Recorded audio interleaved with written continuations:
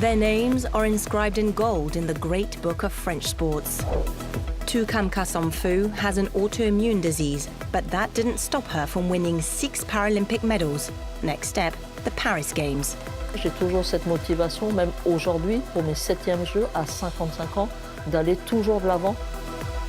Paralysed in the arm after an accident, Charles Rozoy won a gold medal in swimming 12 years ago in London.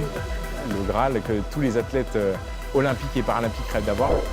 Michael Jeremias, a star in wheelchair tennis, was the French flag bearer in Rio in 2016, following his victory in men's doubles in Beijing. Maintenant qu'on est dans la lumière, il faut qu'on y reste et que ça devienne banal, que les athlètes paralympiques soient considérés comme des athlètes, des champions et des championnes à part entière. 3 athletes whose lives changed as they turned their disabilities into strengths.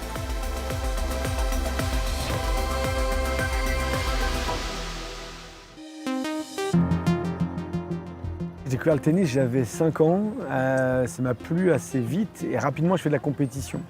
Et ça a commencé à mon avis avec mon grand frère. Ça d'être toujours à se tirer la bourre tous les deux, puis ensuite avec mon petit frère. Et en fait le sport, moi, depuis que je suis tout gamin, ça fait partie vraiment de mon quotidien. Et c'est un moteur.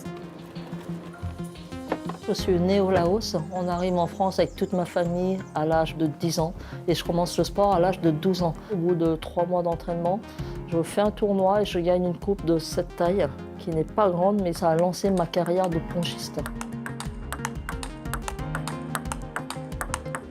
Quand j'étais petit, on me demandait à l'école qu'est-ce que tu veux faire plus tard et je disais je veux être champion olympique. Je savais pas de quoi, je savais pas dans quel sport.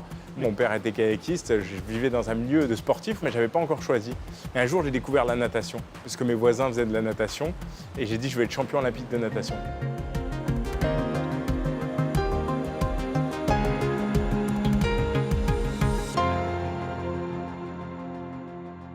J'ai eu toute une carrière de jeunes sportifs de haut niveau, avec le cursus classique des jeunes sportifs de haut niveau, et je deviens champion de France. C'était en 2008, du 50 mètres papillon. C'était une belle époque, une première médaille au niveau national et une médaille d'or. À l'âge de 17 ans et demi, junior 3 en catégorie jeune, je me classe numéro 8 française et en classement FFTT, donc Fédération Française Tennis de Table, numéro 38. Je rêvais d'être champion, mais je rêvais d'être champion parce qu'on nous disait qu'en gros, si on voulait être champion, il fallait y croire dès maintenant. J'étais un bon joueur de club. C'est après moi que j'ai découvert le sport de haut niveau, le sport de très haut niveau. C'est qu'après mon accident, quand j'ai découvert le tennis en fauteuil. Moi, à 18 ans, j'ai un accident de ski, concours de saut que je remporte. C'était le saut le plus haut, donc on n'avait pas parlé de la réception. Et donc je me casse les 2 jambes avec la colonne vertébrale, donc je deviens paraplégique à l'âge de 18 ans. Et à ce moment-là, je ne me pose pas de questions sur le sport, je me pose des questions beaucoup plus pratico-pratiques. Quand tu te réveilles après 4 jours de soins intensifs et que tu sens rien du nombril jusqu'aux orteils, tu te poses plein d'autres questions que est-ce que je pourrais être champion de tennis, tu vois ce que je veux dire? Je me fais shooter par un chauffard alors que je suis en moto. Et donc voilà, c'est un accident de moto qui va me paralyser le bras gauche. Je vais avoir un plexus brachial, donc c'est les nerfs qui sont arrachés au niveau de la moelle épinière et qui innervent tout le bras, qui le permettent de bouger. Un jour, au Pôle France à Caen, mon entraîneur voit une tache rouge sur mon bras. Il me demande tout ce que tu as. Je dis, je ne sais pas, comme ça me fait pas mal, je n'accorde pas plus d'importance que ça. Il me conseille d'aller voir un médecin. Et 3 semaines après, on me diagnostique une maladie qui s'appelle la périartérite nouveuse. La maladie en elle-même, ce sont les vaisseaux sanguins qui sont trop fins. Le sang qui est de bonne qualité n'arrive pas à bien passer à l'intérieur. Les vaisseaux éclatent et ça fait des plaies.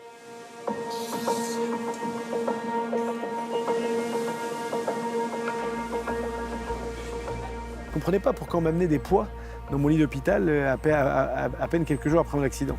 Et en fait, je me suis rendu compte plus tard, mais c'est que le sport et l'activité physique sont devenus pour moi des outils d'autonomie indispensables et incontournables. Du jour au lendemain, tes bras deviennent tes jambes.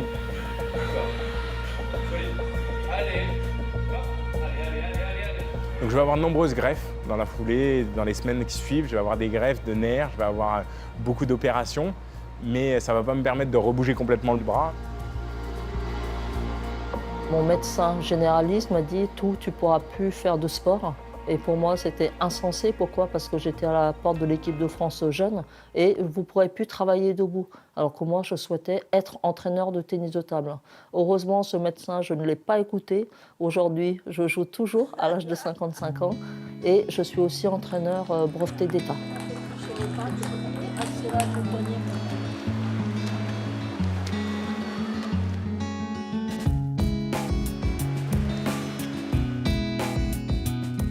Et puis un jour, le tennis. Pourquoi je ne pourrais pas faire du tennis? Ah bah attends, tu sais qu'il y a un circuit de tennis en fauteuil au niveau national, mais au niveau international, il y a des Jeux paralympiques, tennis en handisport, mais je fais c'est quoi tous ces mots-là? Je ne connais pas ce vocabulaire, ce lexique-là. Et j'ai découvert un sport dans lequel j'avais un bon niveau debout, où j'étais bon techniquement, mentalement. Et mon grand frère l'a très bien résumé quand je suis devenu champion de France de tennis en fauteuil. Il m'a dit putain gros, ce sport était fait pour toi, t'as toujours eu un mental d'acier, technique de dingue, mais un jeu de jambes de merde. Et il était assez visionnaire, c'est vrai que j'étais costaud du haut, un peu pâteau du bas. Et donc moi j'ai découvert un sport qui était particulièrement fait pour moi.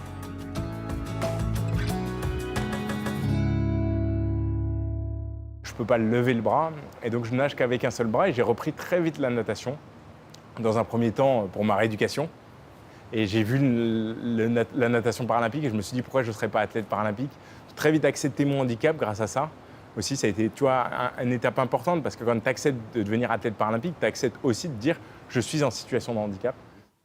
Mes débuts en handisport, ça a été vraiment difficile. Pourquoi? Parce que je n'ai jamais accepté mes soucis de santé. Et la première compète que je fais en Belgique, fin 99, je suis rentrée dans cette salle avec environ 300 joueurs en situation de handicap. Et je pense que, très sincèrement, la meilleure victoire que j'ai, c'est d'avoir vu ces gens et accepter mes soucis de santé. Et depuis, je le vis vraiment bien. Pourquoi accepter? Parce que moi, j'ai encore mes 4 membres. Et quand je vois ce monsieur en fauteuil qui n'a pas de bras, pas de jambes et qui joue avec la bouche, je me dis, je suis vraiment chanceuse par rapport à eux.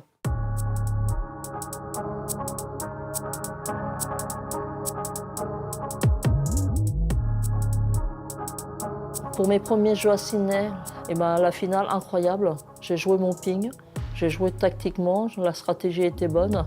Et puis quand tu gagnes, tu te dis, t'as bien bossé. Tous ceux qui sont autour de moi ont vraiment bien bossé pour moi. Et c'est quelque part aussi un début d'une nouvelle carrière pour moi.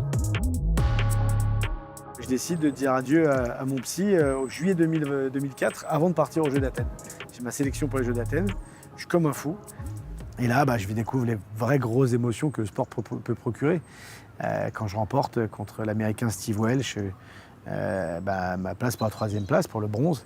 Et que là, il y a toute ma famille derrière moi. Ça fait 4 ans que j'ai mon accident. Notre vie a basculé à tous et à toutes. Après mes médailles d'Athènes, une fois que j'ai réatterri, là, l'objectif, c'est Pékin, mais c'est d'aller chercher la médaille d'or, en simple comme en double. J'arrive et je perds en quart de finale, comme Stéphane, qui lui aussi perd en quart de finale. Par contre, en double, on était, depuis 2-3 mois, les hommes à battre. On écrasait la concurrence. Et donc là, on arrive, on est en finale contre les Suédois. On gagne 6-1, 7-6 et on devient champion paralympique. Et là, tu perds pied. Tu jettes ta raquette, tes baskets, ton t-shirt, puis à un moment, les gens te disent t'es pas chez toi là, t'es sur le cours central à Pékin, on se met pas tout nu sur un terrain. Tu te calmes tout de suite, puis la sécurité me demande de sortir parce qu'en fait, moi, je suis comme un fou, c'est mon moment. Et puis la célébration avec les amis, la fête pendant 3 jours à Pékin, puis 32 jours de fête non-stop. C'est le meilleur sésame pour rentrer en boîte de nuit. Tu vois. Soit tu rentres avec des mannequins, soit avec une médaille. La médaille, c'est encore mieux.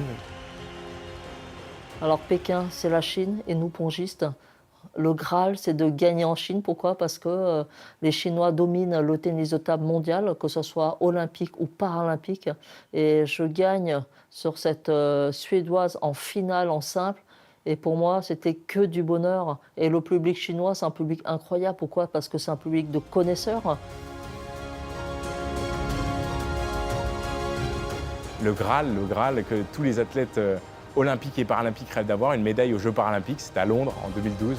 C'était sur le 100 mètres papillon. Quand je deviens champion paralympique, le moment même où je touche le mur, je ne suis pas moi-même. On me voit monter sur la ligne d'eau, on me voit exulter. Je n'ai jamais été comme ça sur aucune compétition. Mais c'est un rêve qui se réalise, c'est un rêve d'enfant. Quand même, il faut se dire, c'est un truc fantastique qui t'arrive. C'est là où on arrive aux Jeux de Londres. Et là, je me dis, on a encore du boulot parce que les Anglais, eux, ont tout compris. Des records d'audience sur Channel 4 et avec des stades remplis, ce qu'on n'avait toujours pas eu. Pour moi, ça a été un tournant. Je me suis dit, maintenant qu'on est dans la lumière, il faut qu'on y reste et que ça devienne banal, que des athlètes paralympiques soient considérés comme des athlètes, des champions et des championnes à part entière. Alors, Peut-être beaucoup d'entre vous connaissent Michael, vous l'avez peut-être déjà vu à la télé, déjà vu sur des cours de tennis. Avec la retraite sportive, cette petite mort qui, moi, a été tout sauf une petite mort, c'était une révélation. Et donc là, là, je me sers du sport comme jamais je m'en suis servi. Je deviens un porte-parole, pas uniquement du mouvement sportif et du mouvement paralympique. Je deviens un porte-parole de la cause des personnes handicapées dans la société. Et c'est ça que moi je décide de faire, personne ne me l'a demandé. Je me suis rendu compte que j'avais envie de transmettre, que j'avais envie de m'investir dans la société, dans la vie sociale, que je suis devenu élu, que je suis devenu conseiller de ministre, que j'ai pris des responsabilités pour pouvoir changer les choses. En 2000, il y avait 3 minutes de résumé tous les soirs pour tous les sports paralympiques. Et à Paris 2024, on sera à 300 heures de direct par France Télévisions. Donc l'évolution, elle est tout simplement incroyable. Les Jeux à Paris, ça va être des émotions que je ne connais pas et puis avoir un soutien qui va être incroyable. Ces Jeux paralympiques de Paris, finalement, c'est les Jeux de la diversité. C'est les Jeux où toutes les différences vont être regroupées pour vraiment promouvoir le fait qu'on peut être tous différents et faire des performances exceptionnelles.